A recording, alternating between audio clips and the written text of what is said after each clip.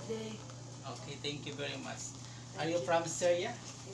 Aywa. So hi guys, welcome to my vlog. So ayan for Teria. today's video mga idol, dahil birthday ko nga ngayon, ayan, binati ako ng happy birthday ng batang ito from Syria. So ayan mga idol, from Syria po siya, at alam niyo po mga idol na 15 years old pa lang siya. Ayan, 15 years old pa lang siya, pero ayan, tinuturuan siya ng kanyang tatay magtrabaho or kung ano yung gawain ng kanyang tatay. So ang kanyang tatay nga pala mga idol, ang trabaho ay engineer. Ayan, construction engineer.